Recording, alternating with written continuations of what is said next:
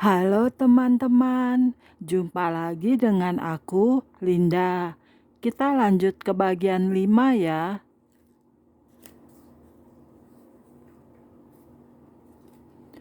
Oke, mari kita mulai. Pada seluruh badan tiba-tiba muncul bintik-bintik merah seperti demam berdarah. Mata saya buram seperti tertutup selaput.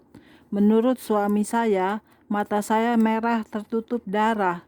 Suami jadi sibuk menggantikan pakaian saya sebab peluh telah berubah jadi darah.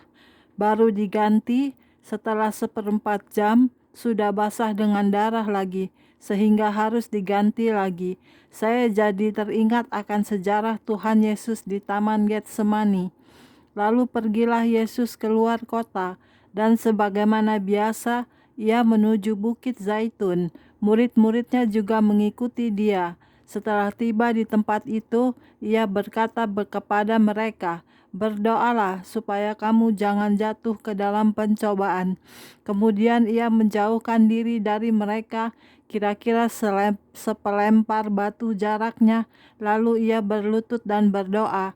Katanya, "Ya Bapakku, jikalau engkau mau, ambillah cawan ini daripadaku. Tetapi bukanlah kehendakku, melainkan kehendak-Mu yang jadi." Maka seorang malaikat dari langit menampakkan diri kepadanya untuk memberi kekuatan kepadanya. Ia sangat ketakutan dan makin bersungguh-sungguh berdoa. Peluhnya menjadi seperti titik-titik darah yang bertetesan ke tanah. Lalu ia bangkit dari doanya dan kembali kepada murid-muridnya. Tetapi ia mendapati mereka sedang tidur karena duka cita. Katanya kepada mereka, "Mengapa kamu tidur? Bangunlah dan berdoalah, supaya kamu jangan jatuh ke dalam pencobaan." Lukas 22 ayat 39 sampai 46. Di Getsemani Tuhan Yesus berdoa, bergumul, membayangkan penderitaan yang akan ditanggungnya, Via Dolorosa, sampai Yesus mati di kayu salib, untuk menebus dosa saya dan saudara, juga dosa seluruh isi dunia. Betapa beratnya, betapa sakitnya, sampai Yesus sangat ketakutan dan pembuluh-pembuluh rambutnya pecah, maka peluhnya bercampur dengan darah yang bertetesan ke tanah.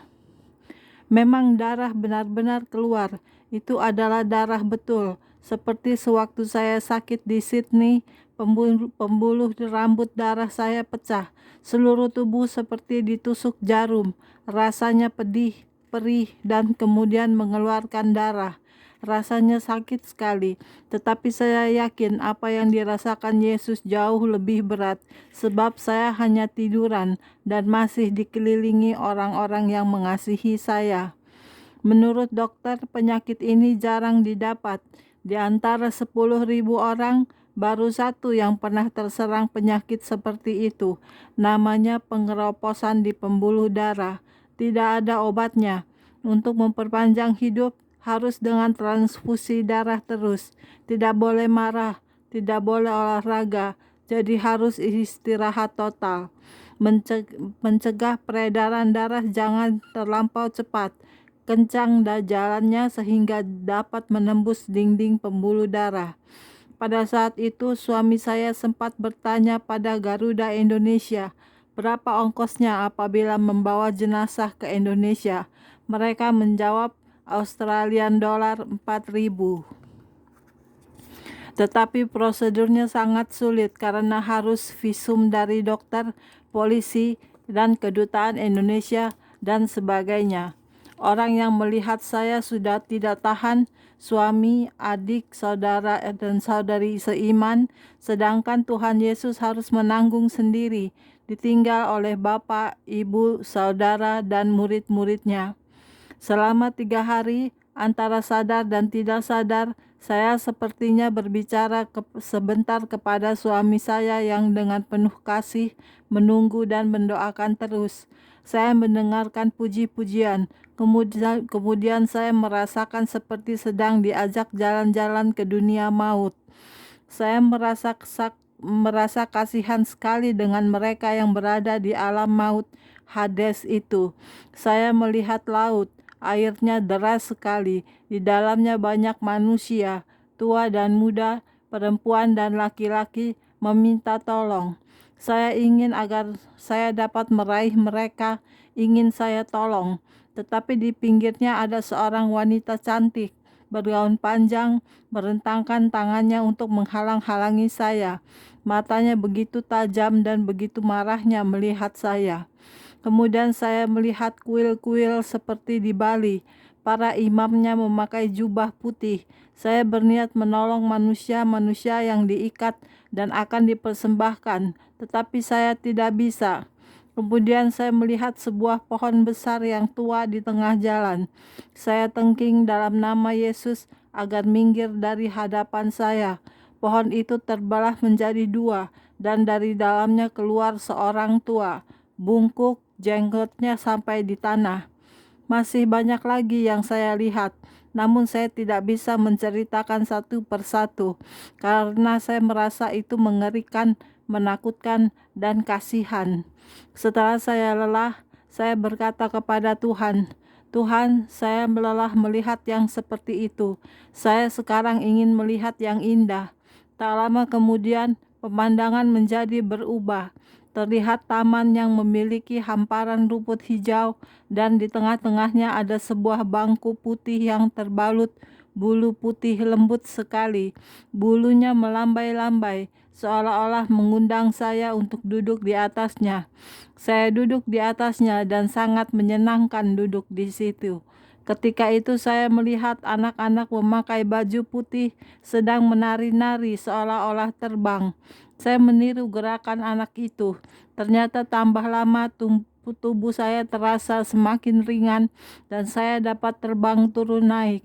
Saya merasakan kedamaian dan ketenangan di dalam hati saya. Suasananya seperti siang tetapi tidak panas. Saya baru bertanya di dalam hati, di mana ruang untuk memuji Tuhan? Tiba-tiba saya sudah pindah dari tempat itu. Saya masuk ke ruang yang luas sekali di depan sana, yang jauh jaraknya saya melihat Tuhan duduk di tahtanya dengan penuh kemuliaan, bercahaya sekali sehingga saya tidak dapat melihat wajahnya. Di kanan berdiri 6 orang, di kiri juga 6 orang, memakai jubah putih panjang. Mereka adalah para rasul. Kemudian orang yang menyembah dia berlutut, kemudian tegak berdiri dan menyembah lagi sambil berkata, "Suci, suci, suci." Kemudian di belakangnya lagi ada satu kelompok yang berdiri menyanyi dan memakai jubah putih. Mereka menyuarakan sopran satu. Kemudian ada satu batas lagi, yaitu satu rombongan lagi, dan saya masuk di baris kedua nomor 4 dari sisi kanan, yaitu barisan sopran 2. Apabila kita masuk ke ruangan itu, maka kita secara otomatis sudah tahu langsung di mana tempatnya. Barisan itu berlapis-lapis sampai ke belakang. Bajunya semua sama, jubah putih panjang, memakai tali di pinggang, leher yang berbentuk bulat, tetapi putihnya tidak sama.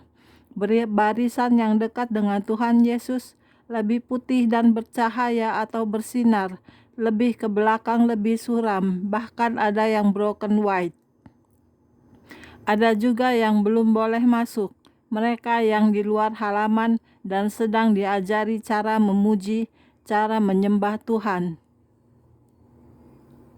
Saya sadar kembali dan masih dikelilingi suami dan adik-adik dan saudara-saudara seiman. Kami berdoa meminta agar pelayanan selama di Australia dapat diselesaikan dengan baik. Karena suami saya mendahulukan Tuhan lebih dari saya. Justru Tuhan menyembuhkan saya. Berangsur-angsur saya sembuh total sampai sekarang dan dapat kembali ke Indonesia.